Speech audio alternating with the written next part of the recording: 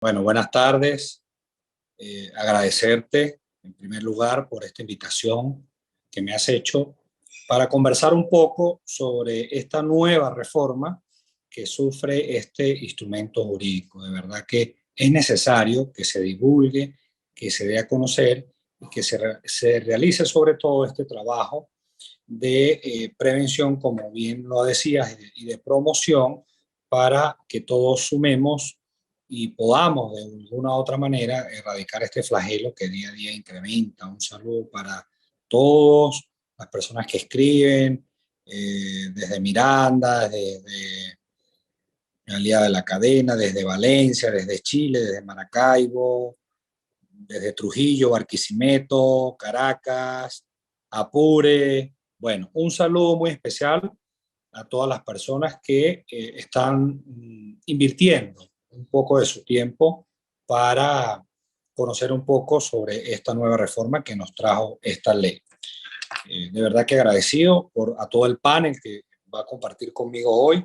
Esperamos poner un granito de arena sobre las máximas de experiencia y sobre lo que ha podido ser la aplicación o lo que ha venido a contribuir la aplicación de este instrumento jurídico, como lo es la Ley Orgánica sobre el derecho de las mujeres a vivir una vida libre de violencia. ¿Sí?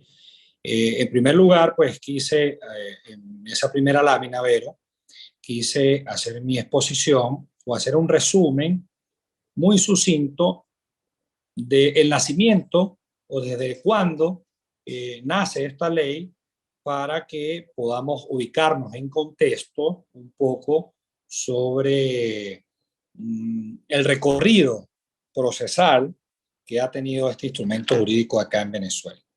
Debemos recordar, y ahí está en la primera lámina, Vero, si colaboras, si me ayudas un poquito, está lo que anteriormente existía para la protección no solamente de la mujer, sino del núcleo familiar como tal, y no era otra sino la ley sobre la violencia contra la mujer y la familia. Esa fue una ley que se promulgó y entró en vigencia del año 98. En Venezuela se empezó de una u otra manera a legislar, no solamente especialmente para la mujer, sino para el núcleo familiar, ¿verdad? Pero esto fue dado hasta el año 2007. Allí ustedes pueden ver que es en el año 2007 cuando entra en vigencia la Ley Orgánica sobre el derecho de las mujeres a una vida libre de violencia. Una ley necesaria, sumamente necesaria, que nació para velar y proteger especialmente los derechos a las mujeres que han sido vulneradas a razón del hecho de su género, y que el Estado venezolano pues trató de especificar un poco o adaptar unas medidas de protección o unas medidas especialmente a la mujer, ya no al entorno como tal, como sí lo era la ley sobre la violencia contra la mujer y la familia, que incluía a la familia como núcleo. De manera pues que esta ley nace en el año 2007, nace con 19 delitos, ¿sí? Y que posteriormente esta ley, con la entrada en vigencia de esta ley, fueron creados los tribunales especializados en toda Venezuela, tribunales que conocen y que son competentes para conocer esta materia en cuanto a delitos de violencia contra la mujer se refiere. Entonces, nace esa obligatoriedad de pasar por esta jurisdicción especial cuando el sujeto activo, llámese hombre, eh, podía atacar o podía violar algún derecho a la mujer como un sujeto pasivo, ¿no? Esto como parte de elementos de lo que son los sujetos los que pueden cometer el hecho punible. Pero esta ley pues sufre su primera reforma en el año 2014. Y es con esta reforma, como ya ustedes lo conocen, que entra en Venezuela a conocerse lo que ya conocemos como femicidio. Es importante resaltar y hacer la salvedad de que no es lo mismo el femicidio, o no es considerado lo mismo el femicidio que el feminicidio. Venezuela adopta el término femicidio, no feminicidio. Ya por allí pues conocemos los motivos, ¿no? Aún y cuando Venezuela ha recibido sugerencias a nivel internacional de que se debe adoptar es el término feminicidio. Pero lo que tenemos hasta hoy es el femicidio, que entra como una forma, como un tipo penal en la ley del año 2014. ¿Sí? Y igualmente allí en esa primera reforma que sufre esta ley, pues entra lo que conocemos como la inducción al suicidio. Fíjense ustedes que ya la primera reforma que sufre esta ley, pues hizo unos aportes sumamente importantes y de avance, sobre todo en legislar sobre esta materia. Situación que antes de esto, pues simplemente se llevaban por materia ordinaria, como el homicidio, propiamente dicho, pero no teníamos o no se manejaba especialmente esto del femicidio, ¿no? Ese fue para mí cuidado no el mejor aporte, o uno de los aportes más importantes que tuvo esta reforma en el año 2014. Ahora bien, ya venían trabajando sobre esta nueva reforma. Ya se venía trabajando sobre esta nueva reforma, recientemente publicada en Gaceta Oficial el 16 de diciembre del pasado año, Gaceta número 6677, extraordinario. Ya se habían hecho unas mesas de trabajo, se pudo realizar algunos aportes, la Comisión Nacional de Justicia de Género del Poder Judicial se abocó a realizar algunos aportes, algunas ministerios, instituciones, se sumaron a lo que era o lo que iba a sufrir esta segunda reforma de la Ley Orgánica sobre el derecho de las mujeres a una vida libre de violencia, hasta que por fin nació, y es el tema que hoy nos ocupa y que nos trae acá, la nueva reforma que entró en vigencia el 16 de diciembre del año 2021, y es allí donde nos vamos a enfocar un poquito para que se pueda divulgar y se pueda empezar a conocer sobre esta ley orgánica de reforma a la ley orgánica sobre el derecho de las mujeres a una vida libre de violencia. Bien, la otra lámina, Vero. Ok, esta misma ley o esta nueva reforma, ¿sí? Es de carácter orgánico, como ha sido desde que nació, toda vez de que debe superar, o la supremacía de esta norma solamente debe estar, o por encima de esta norma debe estar pues en la Constitución, para los abogados que manejamos un poco la pirámide de Kelsen, ¿no? Es decir, es una ley de carácter orgánico, sigue siendo de carácter orgánico, y esto indudablemente es sumamente importante a nivel jerárquico de estos instrumentos jurídicos. Un ámbito de aplicación que sigue siendo el mismo, es decir, un ámbito de aplicación que va a buscar proteger como sujeto pasivo a la mujer, y donde el sujeto activo no solamente va a ser hombre, sino hay ciertos tipos penales que pasa a ser un elemento como un sujeto activo indeterminado. Eso es importante que se conozca ya a nivel jurídico, que en muchos delitos el sujeto activo es indeterminado, es decir, la persona que comete la acción puede ser hombre, pero también puede ser mujer. Ejemplo, la violencia obstétrica, por decir una, ¿no? Por ahí vamos a abarcar un poco también sobre las nuevas formas de violencia y también los nuevos tipos penales que nos trae esta novedísima reforma a la Ley Orgánica sobre el derecho de las mujeres a una vida libre de violencia. Entonces, teniendo de que es una ley de carácter orgánico, teniendo de que el ámbito de aplicación va a estar destinado a las mujeres como sujeto pasivo, pero no solamente al hombre como sujeto activo, sino también al hombre como sujeto pasivo, pues tenemos que decir que esta nueva ley también, o esta nueva reforma, está dentro de su objeto muy bien mantiene lo que tenía su primera reforma, es decir, la reforma del año 2014 mantiene lo que es la promoción con el objeto de garantizar, promover, erradicar, atender, ¿sí?, a la violencia en cualquiera de sus modalidades que puede sufrir una mujer. Entonces, por allí, pues mantiene un poco sobre, o mantiene en su totalidad el contenido de lo que era la primera reforma en el año 2014. La siguiente lámina, a ver, trataré de sintetizar un poco para no extenderme tampoco mucho, ¿sí?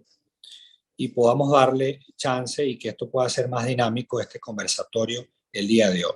Esta nueva reforma, ¿sí?, me trae en su artículo número 3 unos principios que no traía la anterior reforma del año 2014. Es decir, ya nos habla un poco de la igualdad y no discriminación. Fíjense que el legislador ya está empezando a usar estos términos en esta nueva reforma. Nos trae también una debida diligencia como principio rector. Ojo, una debida diligencia de los servidores y servidores públicas, ¿sí? Nos trae también una independencia como un principio rector, independencia. Nos habla también sobre el interés superior de las niñas, niños y adolescentes. Ya se empieza, aún y cuando, evidentemente por sentencia emanada del Tribunal Supremo de Justicia, reiterada y pacífica por demás, el interés superior del niño debe prevalecer ante cualquier proceso, inclusive penal, ¿no? Y también nos habla un poco sobre la intervención inmediata y oportuna. Esto es sumamente importante que se realice cuando estamos hablando de esta materia tan especial como lo es los delitos de violencia contra la mujer. Y nos habla también de otro principio por la indivisibilidad y la universalidad sobre estos principios rectores que rigen este proceso penal especial. Igualmente, en la siguiente lámina ya vamos a hablar un poco sobre esos principios procesales que sí se mantienen y que además principios necesarios que deben regir ante cualquier proceso, no solamente penal, como son el principio de la gratuidad, el principio de inmediación, el principio de oralidad, el principio de celeridad, el principio de confidencialidad, el principio de publicidad, la concentración y la protección de víctimas. Estos son principios procesales establecidos en esta nueva ley o en esta nueva reforma que ha sufrido la ley orgánica sobre el derecho de las mujeres a una vida libre de violencia, principios estos constitucionales por demás y necesarios ante cualquier sujeto que vaya a un proceso penal o no, donde el Estado deba garantizar la correcta administración de justicia a través de una tutela judicial efectiva y eficaz.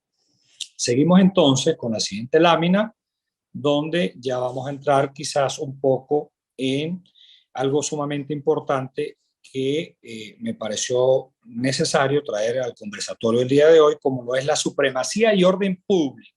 Óigase bien, el artículo número 12 de esta nueva reforma indica taxativamente que estamos en presencia de una materia de orden público e interés general.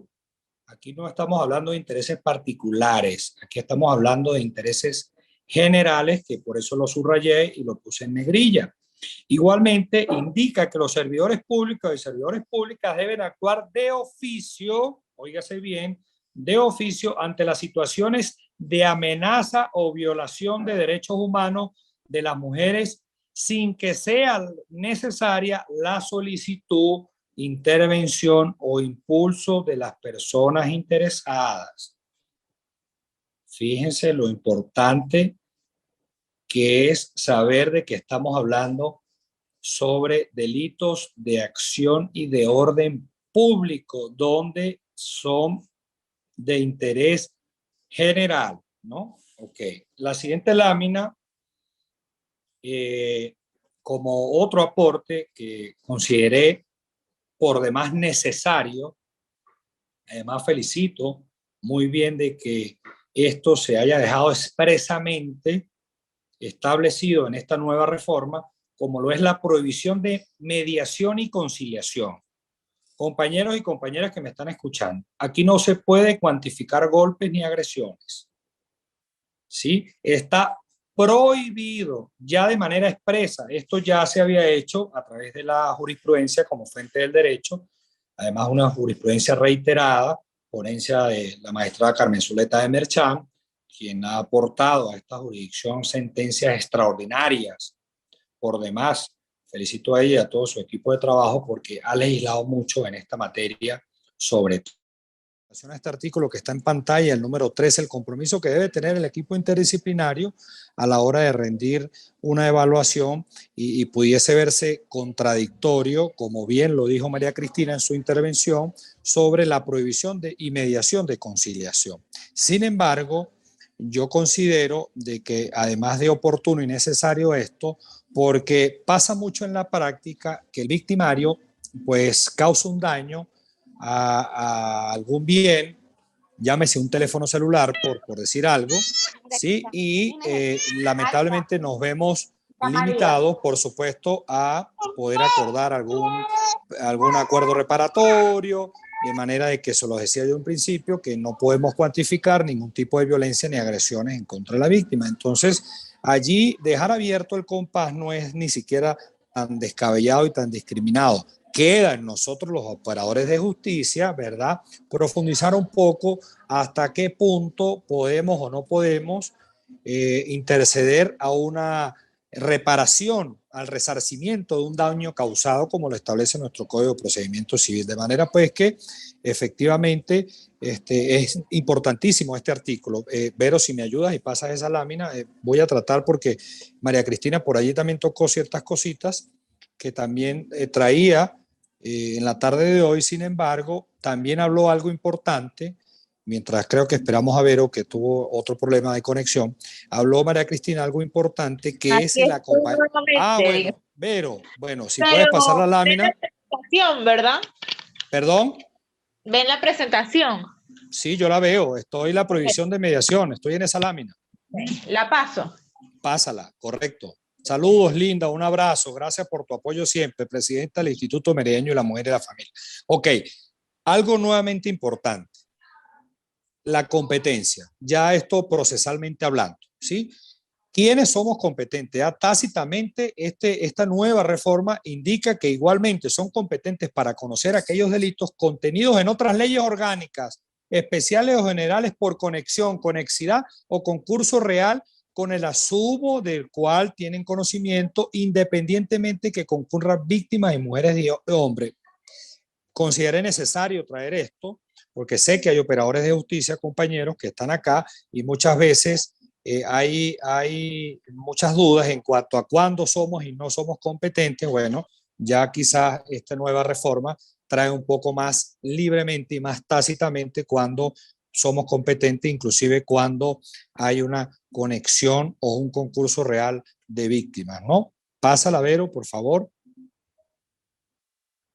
Ok, formas de violencia. No les voy a profundizar porque ya María Cristina muy bien les indicó que hay dos nuevas formas de violencia, como lo es la violencia sexual en relación de pareja y la violencia informática. Pasa la Vero, ¿sí? Lo importante de esto es precisamente, aquí quiero pararme, sobre todo en esta famosa violencia multicasual que ya está generando mucha confusión, señores compañeros luchadores y luchadoras que me escuchan. Ojo con esto de la violencia multicasual, ¿sí? Porque cuando nosotros desglosamos lo que es una forma de violencia, porque dicho sea de paso, es importante indicarles a los compañeros que están acá presentes que esta nueva reforma trae 5 nuevas formas de violencia, pero no 5 nuevos tipos penales. Óigase bien. Entonces aquí entra para nosotros los operadores de justicia cómo adaptamos estas formas de violencia a los tipos penales que ya tenemos. porque teníamos 21, tenemos 2 más. Es decir, ya tenemos 23. La violencia política y la violencia informática. Pero es que hay 5 nuevas formas de violencia. Entonces, cuando nosotros desglosamos, por ejemplo, la violencia multicasual que ustedes tienen allí en pantalla, nos indica, y cito, es todo acto de violencia contra la mujer ejecutado en razón de la concurrencia de su condición de mujer por sus rasgos fenotípicos, etnia, raza, color, linaje, condición de discapacidad, condición de salud, edad, orientación sexual, óigase bien, orientación sexual, identidad de género, expresión de género o cualquier otro motivo discriminatorio. Yo considero, compañeros, que esta nueva forma de violencia, repito, nueva forma de violencia, más no nuevo tipo penal, porque debemos adaptar estas formas de violencia a la acción cometida por el victimario para poder determinar si hay la presunción de un delito o no. Es muy cuidadoso con estas nuevas formas de violencia cuando se empieza a subsumir en algún tipo penal. No quise dejar pasar por alto esto porque me parece sumamente importante. Pasa la lámina, Vero, por favor.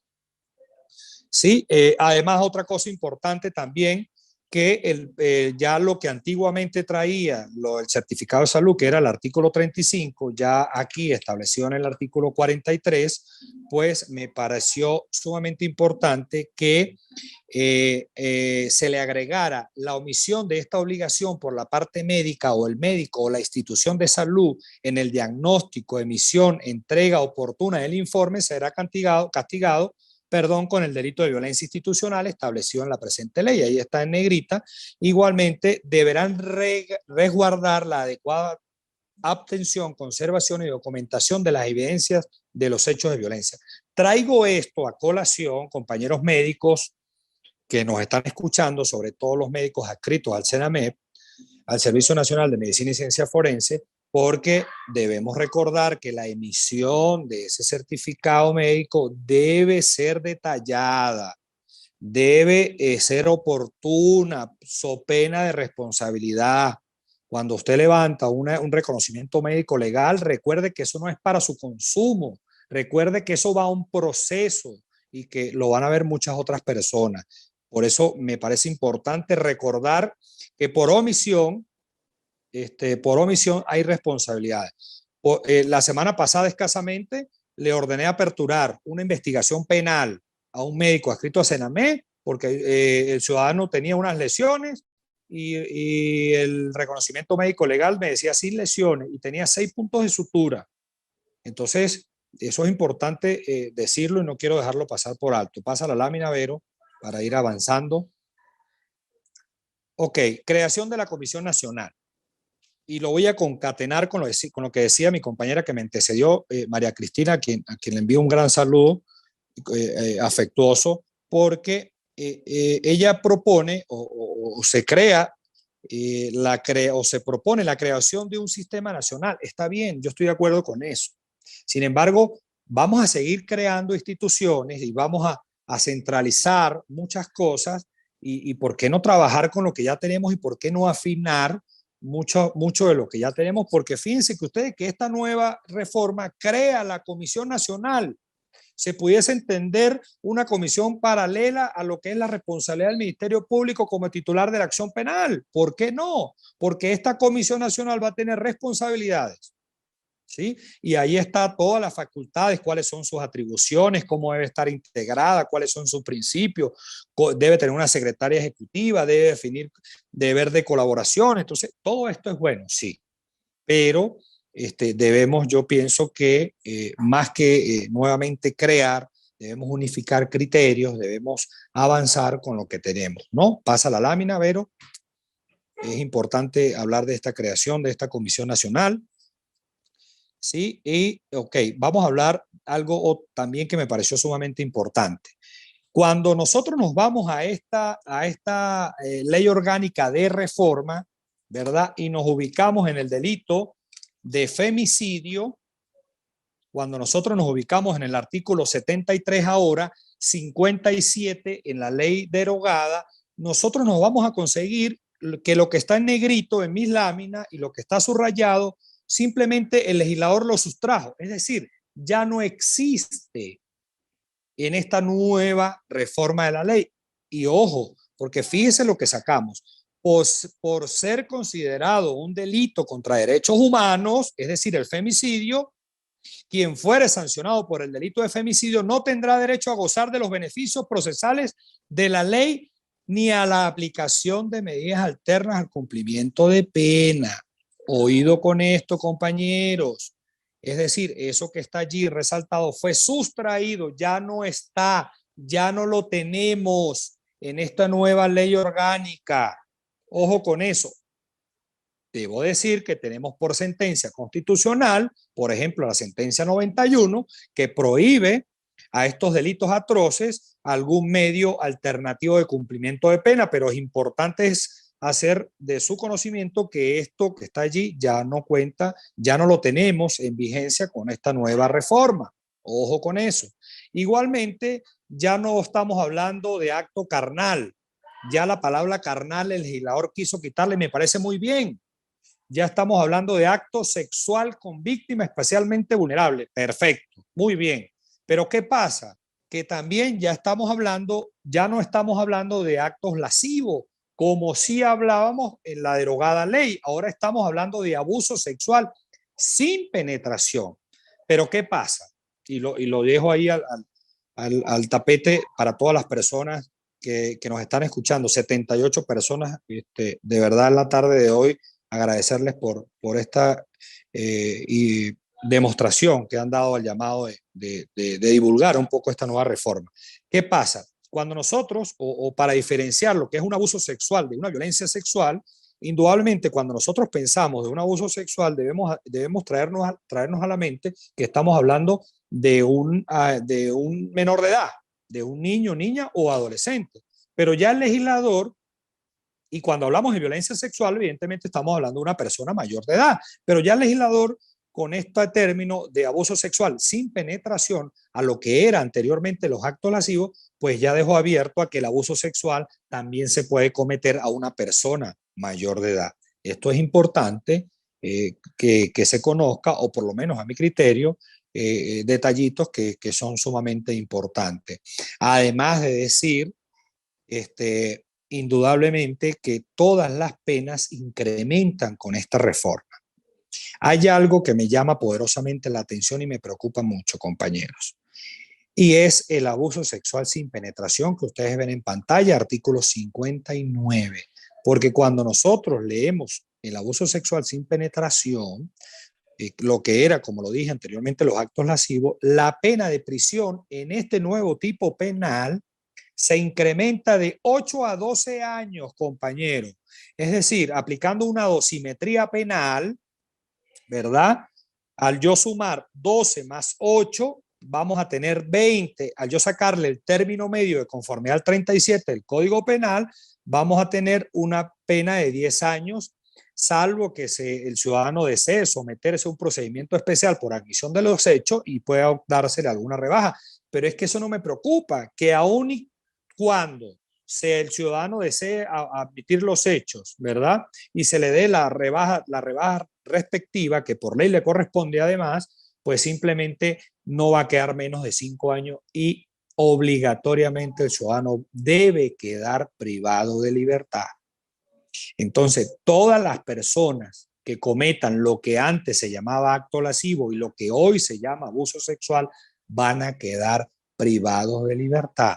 Entonces, aquí entra a jugar una parte muy subjetiva para nosotros los operadores de justicia, porque tampoco debemos ser muy herméticos en cuanto no es lo mismo el tocamiento, por ejemplo, de un, no sé, pienso que la intención del victimario para con la víctima muchas veces es unas más graves que otras. Sin embargo, acá, en este tipo penal, todas deben ser privadas de libertad y allí pues yo voy a fijar un criterio que deberá ser revisado en su momento. Si alguna de las partes no está de acuerdo, ejercer un recurso de apelación y esperemos a ver qué va a decir la Corte de Apelaciones. Así es, doctora Loyo, al cual envío un saludo, un fuerte abrazo. Usted siempre consecuente, jueza de ejecución en esta materia, en el estado Falcón, conocedora amplia, de verdad que sí, un fuerte abrazo. Pasa la lámina, Vero, por favor. Ya la pasé, Edgar. Ah, bueno, aquí sigo viendo la misma, la violencia. Ajá, sí, cierto. No, atrás, por favor. Ajá, cierto, la violencia política, no voy a ahondar en la violencia política, la violencia informática tampoco, ¿verdad? Porque ya, como se lo dije, María Cristina pues habló un poco de esto. Sí, debo decir, y lo decía, lo decía antes, internamente, antes de que abrieran estos espacios, y quiera pasar la lámina, porque ya estoy culminando, antes de terminar, de entrar a este espacio, que a esta Gaceta Oficial tiene quizás muchos errores de forma, y no sé si de fondo, en el sentido de que inclusive trabajan con muchos artículos. Por ejemplo, cuando nosotros ubicamos en el artículo 114, anteriormente el 82, ellos están trabajando y dicen que o el legislador en ese último aparte del 114 nos hace mención al articulado de los delitos con la ley vieja. Debería hacerse con esta nueva reforma que cambió totalmente todo el articulado. Esos son detallitos que igualmente el artículo 121 de esta nueva reforma me habla el artículo, me expresa tácitamente el artículo 82 y 106 de la ley ya reformada. Mal pudiese hablarse de esta ley cuando, estamos hablando o trabajando con una nueva ley. Entonces es importante resaltar eso y, ok, ajá, otra cosita en las disposiciones, otra cosa que esta ley agrega, objetivos del equipo multidisciplinario, eh, que es nuevo, por lo menos el encabezado ya lo habla como objetivo del equipo interdisciplinario, y me preocupa mucho, y ustedes que están en Caracas o que están activas en estos movimientos, me preocupa mucho, lo iba a conversar con la diputada Carolina, que entiendo que está en la comisión reestructuradora de lo que es el Poder Judicial, para que se aclarara mucho esto, porque en la disposición transitoria pues se habla que se deroga la ley del 2007, más no están derogando la ley del 2014. Entonces, por allí pudiese generar alguna confusión, compañeros, en términos generales, y no quería dejar pasar por alto también a lo que indicó la compañera María Cristina en cuanto al acompañamiento que se deben hacer. Sí, debe hacerse un acompañamiento, claro que sí, pero que ese acompañamiento o que el abandono, óigase bien, el abandono de la víctima para el caso, porque sencillamente se tuvo que ir del país, por ejemplo, no signifique, compañeros, de que el fiscal del Ministerio Público se ve obligado a archivar o a sobreseer. No, el fiscal del Ministerio Público asume la responsabilidad y asume la representación de la víctima en todo el proceso. Entonces, no es necesario la comparecencia de la víctima. Ojo con eso. Si tiene que salir del país, pues habrá, pues se podrá incorporar alguna prueba anticipada de conformidad al 289 del Código Orgánico Procesal Penal, si es una persona mayor de edad. Ya cuando tenemos niños, niñas, adolescentes, pues ya sabemos que debemos aplicar la prueba anticipada necesariamente. Mire, yo estoy en una lucha, lo conversé con la comisario jefe de Senamep, quien estuvo acá en Mérida. Para la implementación, voy a aprovechar estos espacios ya para ir cerrando, para la implementación de las cámaras de GESEN, compañeros. Por favor, incluyan eso en las luchas que ustedes tienen para este flagelo. Tomemos en cuenta los niños, las niñas, los adolescentes que son víctimas o testigos sobre todo en los delitos sexuales. Es necesario la creación de las cámaras de GESEN en todas las ciudades del país, por favor, para que los niños no sean revictimizados. Eso es una solicitud que les hago a ustedes como luchadoras, ¿verdad? Entonces, finalizo, Estiana, gracias por tu consecuencia siempre, Estiana, y tu apoyo en Caracas, fundamental para esto. Finalizo haciendo un llamado a los operadores de justicia, compañeros que sé que están y que me siguen. ¿Sí? Por favor, sensibilicémonos. Estudiemos un poquito esta materia especial. Apliquemos justicia. Justicia, necesitamos justicia. Necesitamos de verdad que nos aboquemos como operadores de justicia a implementar. El instrumento jurídico está, vamos a aplicarlo, ¿sí? Ese es el llamado que yo le hago hoy y aprovecho estos espacios para esa sensibilización, Loli, como bien lo dices, desde todos los niveles. Necesario es, como lo decías, Vero, y ese trabajo que hemos articulado nosotros, que lo hablaba esta mañana con Linda y que lo ha hablado con Mía también, de Inamujer, ese trabajo articulado que debemos darle a los órganos receptores de denuncia. Yo creo, y con esto ya cierro, porque me apasionó mucho hablar de este tema, y entonces sé que faltan personas y el tiempo apremia, me apasiono mucho, pero sé que debemos trabajar con los organismos receptores de denuncia. Es allí donde debemos atacar, es allí donde debemos poner mucho esfuerzo y unir y unificar criterios. Muchas gracias por la atención, muchas gracias, Vero, por esta oportunidad que te agradezco altamente y a disposición y a la orden siempre. Por ahí están mis redes sociales, Abogado Mir en Instagram, por allí tengo yo mis criterios y alimento en lo que hago. No, más bien muchas gracias a ti, Edgar, por haber aceptado la invitación, ¿no? Porque es una parte muy importante el irnos socializando, irnos familiarizando con esta nueva ley, con esta nueva reforma, que hay muchas dudas. Vero, No se tiene disculpa, muy claro. Vero, discúlpame que te ataje porque se me pasa algo sumamente importante al hablar de números. Lo hablabas tú de unos números que hace Paz o Utopics, que además felicito a estas organizaciones porque de una u otra manera se visibiliza y se cuantifica este flagelo, necesario hacerlo para tener algún nivel, ¿no?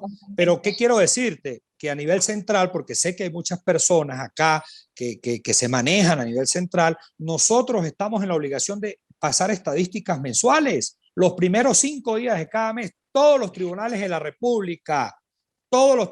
República necesariamente y obligatoriamente se pasan estadísticas a la Comisión Nacional de Justicia de Género del Poder Judicial.